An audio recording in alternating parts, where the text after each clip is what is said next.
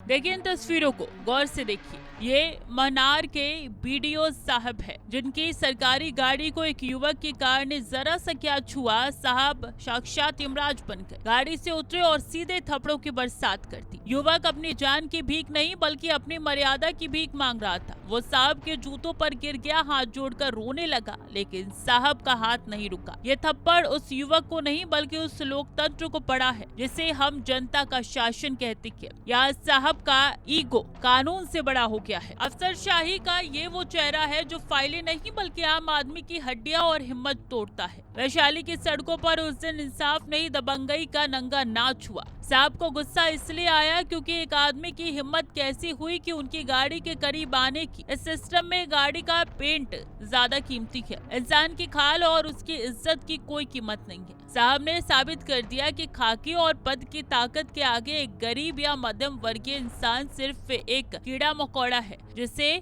जब चाहे मसला जा सकता है। आज वैशाली का हर नागरिक डरा हुआ है। डर इस बात का नहीं है कि गाड़ी टकरा जाएगी, डर इस बात का है कि साहब का मूड कब खराब हो जाए। ये थप्पड़बाज वीडियो उस प्रशासनिक संदार्थ का प्रतीक है जहां पद मिलते ही इंसान के अंदर का तानाशाह जाग जाता है। जनता के टैक्स से पलने वाले ये साहब भूल गए कि ये कुर्सी जनता की सेवा के लिए है, ना कि जनता पर हाथ उठाने के लिए। लेकिन अफसोस इस बेलगाम तंत्र में आदमी की औकात बस साहब के जूतों की धूल के बराबर रह गई है। अब जांच की बात होगी, कमेटियां बनेंगी, फाइलें दौड़ेंगी, लेकिन क्या उस युवक को उसकी खोई हुई इज्जत वापस मिलेगी? जिस बेइज्जत का घूंट उसने सरेआम सड़क पर पिया है, उसका हिसाब कौन देगा? बिहार के सुशासन सरकार के लिए तस्वीरें एक तमाचा है। अगर इन साहब पर कड़ी कार्रवाई नहीं हुई तो समझ लीजिए कि लोकतंत्र के दफ्तर में आम आदमी की फाइल बंद हो चुकी है और अब सिर्फ अफसरशाही का ही राज चलेगा। यहाँ वजूद सिर्फ साहब का है,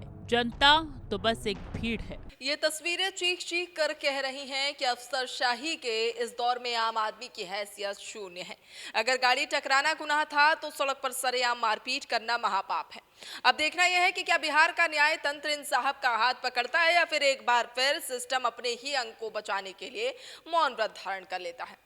कैमरा पर्सन प्रिंस के साथ में सुरभि, टीवी अंडर नोएडा।